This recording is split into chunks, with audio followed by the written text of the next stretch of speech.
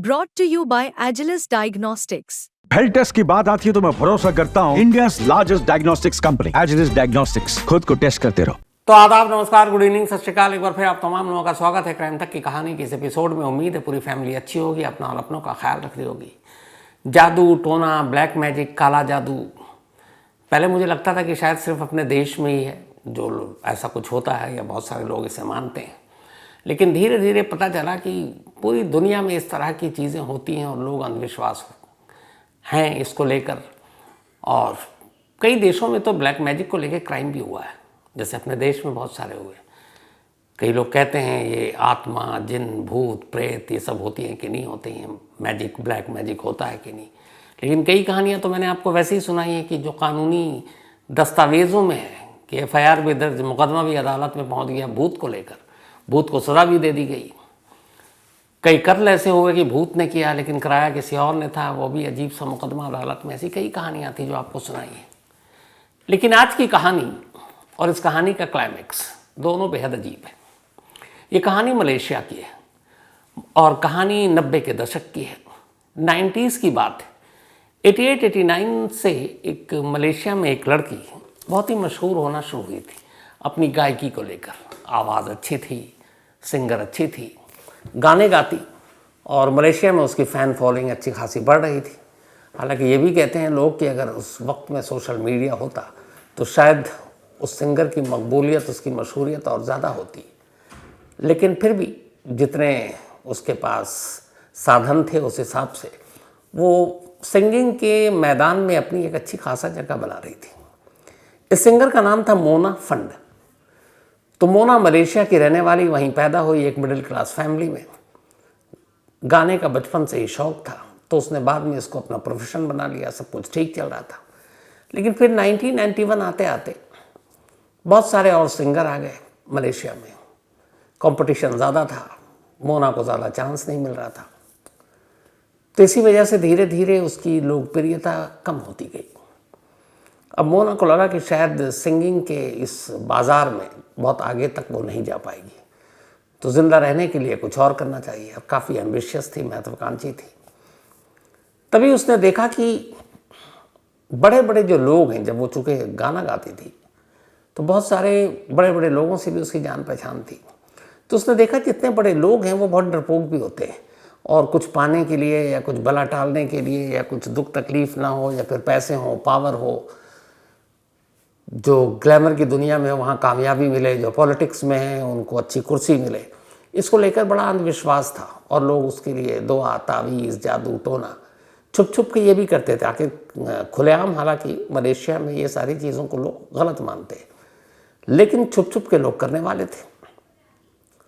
तो उसने देखा कि बड़े लोग ज़्यादा डरते हैं और बड़े लोग ज़्यादा वहमी होते हैं, अंधविश्वासी होते हैं। उन्हें लगता है कि अगर किसी ब्लैक मैजिक, जादू टोना से कुछ हासिल हो सकता है तो क्या बुरा है। फिर उन्हें यह भी लगता था कि पुराने दौर में ऐसा कुछ होता था और ये सच्चाई है।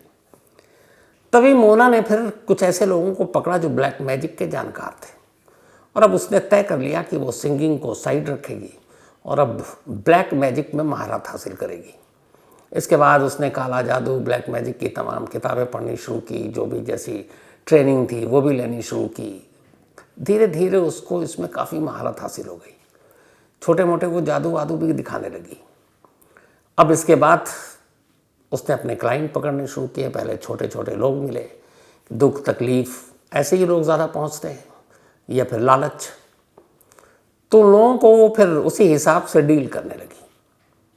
अब धीरे धीरे मोना जितना सिंगिंग में फेमस नहीं थी, मलेशिया में ढके छुपे एक ब्लैक मैजिशियन के तौर पर और जादू टोना करने वाले के तौर पर अब मशहूर होनी शुरू हो गई। उसका नाम अब हाई प्रोफाइल सर्किल में भी था। इत्तेफाक की बात है कि उसी वक्त मलेशिया में एक पॉलिटिशियन थे, एक नेता, और उनकी महत्वाकांक्षा ये थी कि वो चुनाव जीतें और फिर मलेशिया के एक स्टेट के चीफ मिनिस्टर बने। इनका नाम था दातुक मजलान इदरीस। तो दातुक मजलान इदरीसा, इनकी भी जो पॉलिटिकल पार्टी थी वो UMNO, ये पॉलिटिकल पार्टी के ये मेंबर थे, चुनाव लड़ रहे थे, और इनका ये था कि अगर सब कुछ ठीक रहा तो ये चीफ मिनिस्टर बन जाएंगे मलेशिया के एक स्टेट का। लेकिन ये भी अंधविश्वासी थे और इन्होंने बड़ी हिस्ट्री पढ़ रखी थी कि कौन कौन से बड़े बड़े ताकतवर नेता हुए जिन्होंने जादू टोना से सब पे काबू पा लिया। तो अचानक इन्हें लगा कि फाइट बहुत टफ है, चीफ मिनिस्टर की कुर्सी के लिए बहुत सारे दावेदार हैं। तो उन्हें लगा कि जीत तो जाएंगे लेकिन चीफ मिनिस्टर बन पाएंगे कि नहीं, इसके लिए कुछ करते हैं। तभी कुछ इनके सलाहकार ने सलाह दी कि आप मोना फंड से मिलिए। मोना के पास ऐसी जादुई शक्ति है कि वो आपके सारे बुरे चीज़ों को दूर कर देगी और सारी सत्ता ताकत सब कुछ आपके कदमों में होगा। दातुक मगलान इदरीसा भी थोड़े वहमी थे, बातों में आ गए। इसके बाद उन्होंने मोना से कांटेक्ट किया। मोना ने उन्हें कुछ तावीज़ दी, कुछ चीज़ें बताई कि आप फिलहाल ये करो। अब इसे इत्तेफाक कहें या क्या कहें कि उसने कुछ कुछ चीज़ें बताई कि ये करोगे तो ठीक होगा, और उसी वक्त वो सारी चीज़ें उनकी ठीक होने लगी। अब ये साजिश थी या मतलब इत्तेफाक था, तुक्के में हो गया। लेकिन इससे जो दातुक मगलान इदरीसा थे उनका भरोसा मोना पे बढ़ने लगा।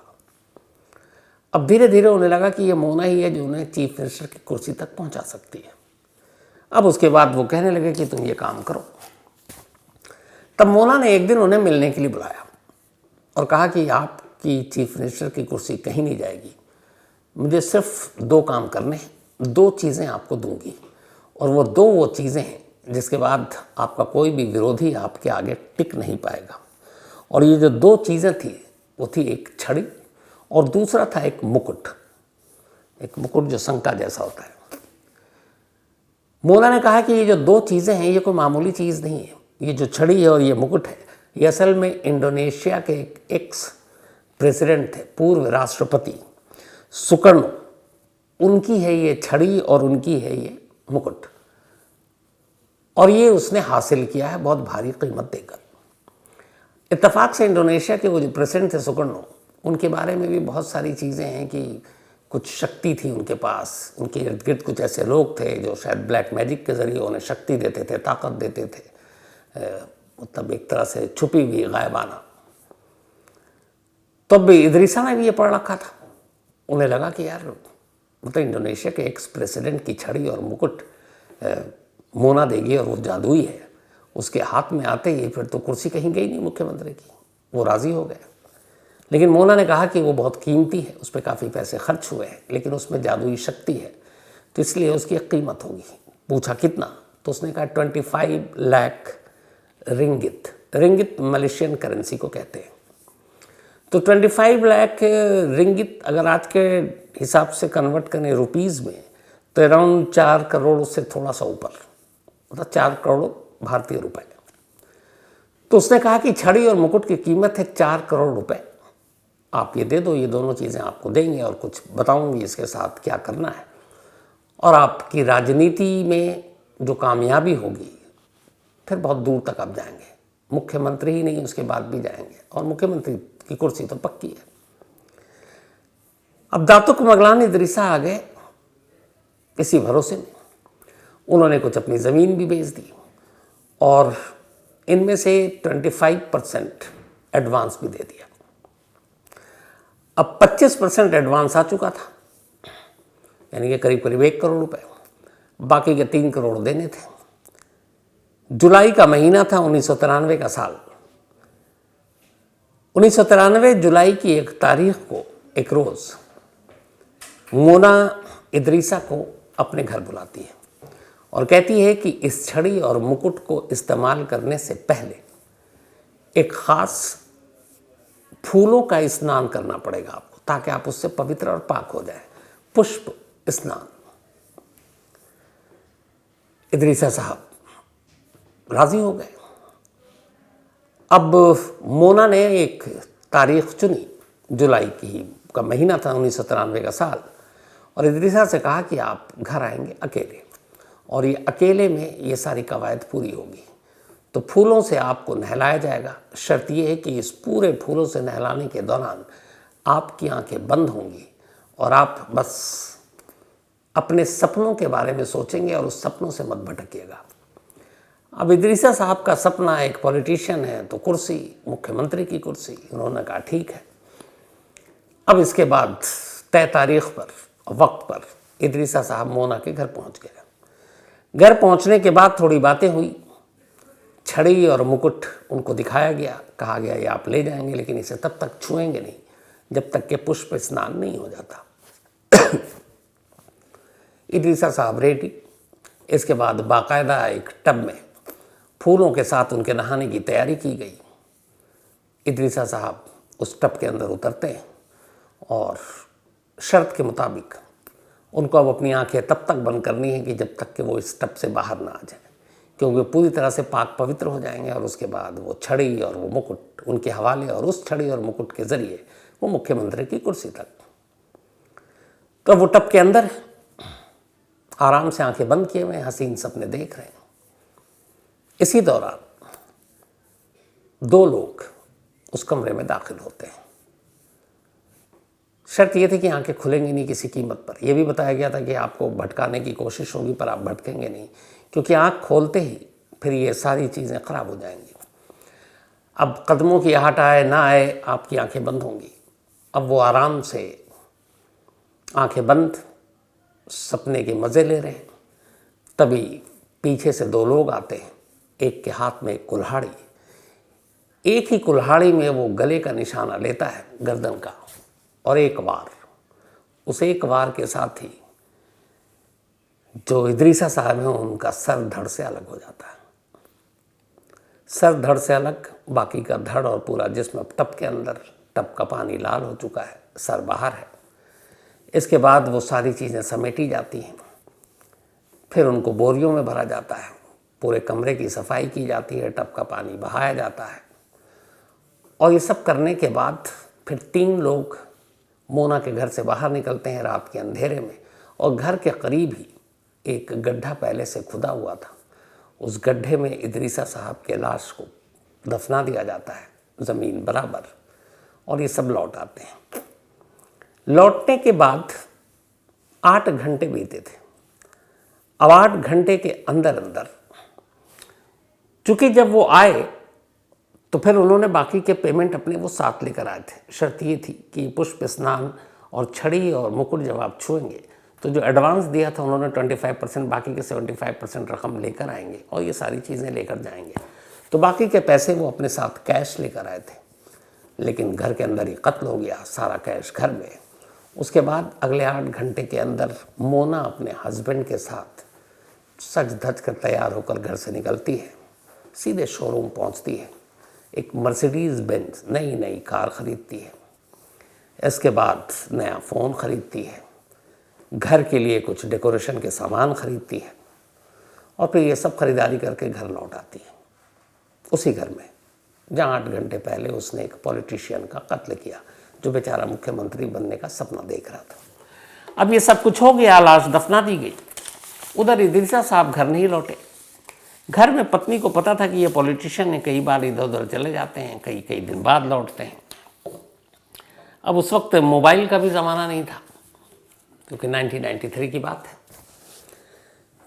तो घर वाले आदी थे इस बात को लेकर, तो घर वाले परेशान नहीं हुए। लेकिन जब 2-3 दिन बीत गया और उनकी कोई खबर नहीं, क्योंकि लैंडलाइन से फ़ोन कर देते थे, फ़ोन भी नहीं आ रहा है, और जितने उनके साथी, उनके पीए, सबसे पूछा गया तो पता चला वो तो दिखे ही नहीं है। तब घर वालों को फिक्र हुई, उन्होंने जाकर मलेशियन पुलिस में गुमशुदगी की रिपोर्ट लिखा दी।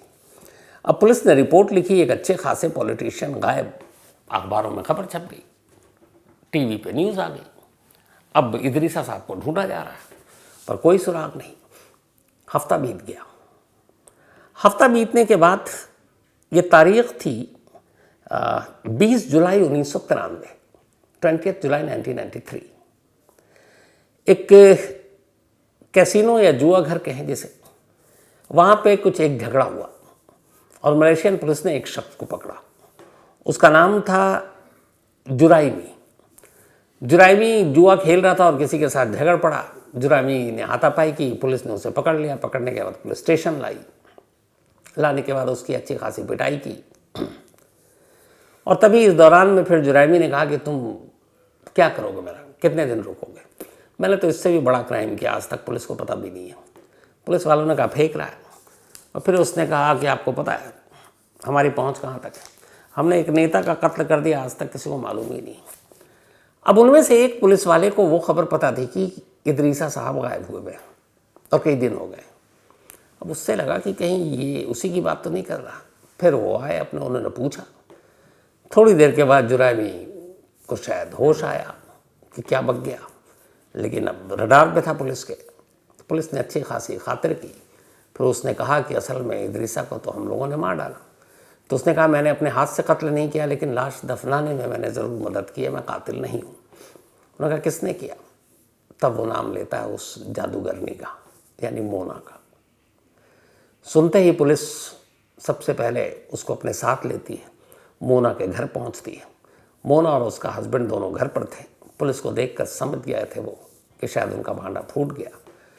दोनों को पुलिस अरेस्ट करके उनसे पूछताछ करती है। थोड़ी देर के बाद, चूँकि अब जुरैमी ऑलरेडी भेद खोल चुका था, वो भी खुल जाते हैं। फिर पुलिस को अपने साथ ले जाते हैं घर के पास ही। एक तरफ इशारा करते हैं, खुदाई होती है। गड्ढे के अंदर से इदरीसा साहब का कंकाल बाहर आ जाता है। अब सबूत सामने था, कातिल गिरफ्त में। पुलिस इसके बाद मुकदमा चलाती है। मुकदमा चलता रहता है। 8 साल तक मोना, उसका पति और जुरैमी तीनों जेल में रहते हैं। अब यहाँ सवाल था कि जुरैमी ने पुलिस से ये खुलासा क्यों किया? तो वो कोई नशे में नहीं था। हुआ ये था कि मोना का वो भरोसेमंद था और मोना ने उसे सिर्फ लाश को दफनाने में मदद मांगी थी और उसके बदले में उसे कुछ मामूली रकम दी। लेकिन बाद में जब उसे पता चला कि इन लोगों ने मर्सिडीज़ बेंज खरीदी है, बालिशान ज़िंदगी जी रहे हैं, तो उसको हैरानगी हुई। उसे लगा कुछ तो गड़बड़ है, काफ़ी पैसे आए। तो वो पैसे मांगता था, मोना नहीं देती थी। तो इसके बाद ही उसने एक तरह से इन दोनों का भांडा फोड़ने के लिए पुलिस के सामने ये सारी चीज़ें बता दी। खैर, अब तीनों के ऊपर इल्ज़ाम था, क्योंकि कत्ल और कत्ल में साथ देना, पुलिस से छुपाना, सारे गुनाह थे और संगीन थे। 8 साल मुकदमा चला। 8 साल तक मोना जेल में रही। लेकिन जेल में रहने के दौरान भी उधर अखबारों में, टीवी पे मोना की इस कारस्तानी की खबर सुर्खियों में थी। और ये खबर थी कि मोना ब्लैक मैजिशियन है। और उसके बारे में यह है कि जेल के अंदर भी जब सज़ा सुनाई गई, 8 साल तक जब वो जेल में रही, उससे पहले वो हमेशा हंसती रहती थी, नए नए कपड़ों की फरमाइश करती थी। और ये भी अफवाह उड़ी कि वो अपनी शक्ति से जेल के बाहर निकल जाती है पूरी रात और फिर सुबह लौट आती है। हालांकि कभी किसी ने कन्फर्म नहीं किया इन चीज़ों को। 8 साल के बाद अदालत अपना फैसला सुनाती है। तीनों को सजाए मौत देती है। जब सजाए मौत सुनाई गई, तब बाकी दो, उसके पति और जुरैमी, ये दोनों रोने लगे। लेकिन मोना हंस रही थी और हंसते हुए जज की तरफ देख कर कहती है कि मुझे कोई नहीं मार सकता, आई विल नेवर डाई, मैं कभी नहीं मरूंगी। अब वैसे ही उसको देख के लोग इसकी कहानियां सुनकर कि एक जादूगरनी, एक पॉलिटिशियन का कत्ल और ये सारी डरते थे कि पता नहीं ये क्या कर दे। डर बहुत बड़ी चीज़ होती है। तो अब उसकी इन बातों से लोग और हैरान परेशान। लेकिन खैर, धीरे धीरे वक्त बीता और आखिरकार फांसी की तारीख करीब आई। फांसी की जो तारीख तय हुई थी वो थी 2 नवंबर 2001, 2 नवंबर 2001। मलेशिया की एक जेल में तीनों को एक साथ फांसी पर लटकाया जाना था। 3 फांसी के फंदे तैयार किए गए। रात को फांसी से पहले, जब सुबह फांसी दी जानी है, उससे पहले वहाँ के कानून के हिसाब से इन तीनों से पूछा गया कि आप आखिरी बार किसी से मिलना चाहोगे। तीनों ने अपनी अपनी फरमाइश बताई। मोना ने कहा कि मैं अपने माँ बाप से मिलना चाहूँगा।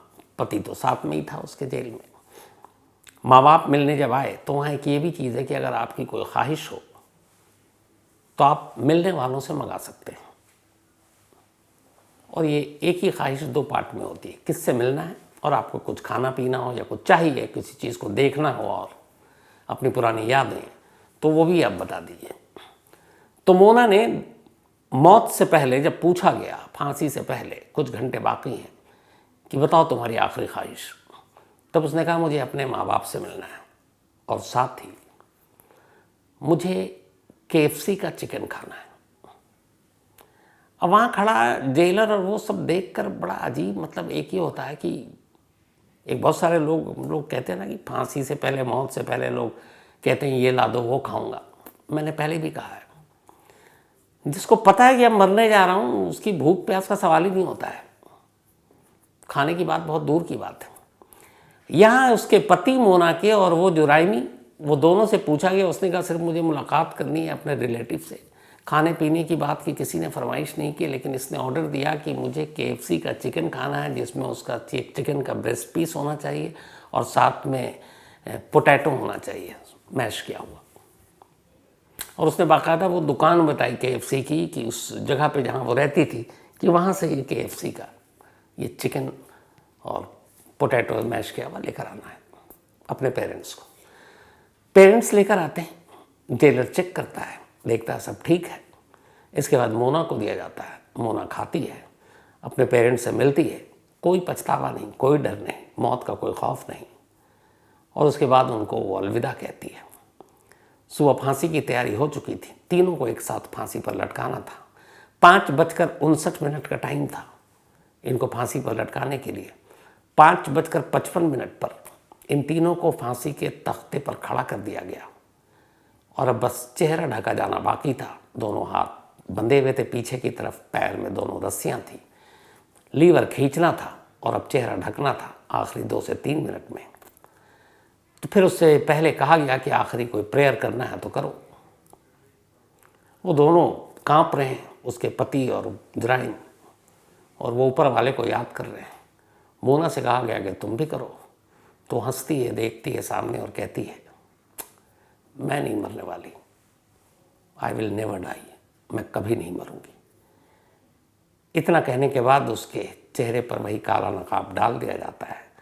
घड़ी में 7:59, तारीख 2 नवंबर 2001।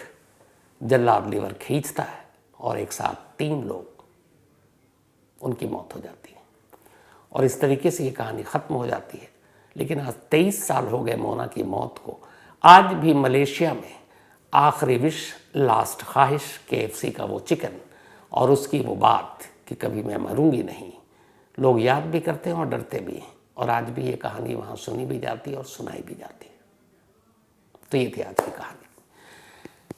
अब आपसे मुलाकात होगी कल रात 9 बजे किसी नई कहानी के साथ। तब तक अपना और अपनों का ख्याल रखिएगा। Thank you very much.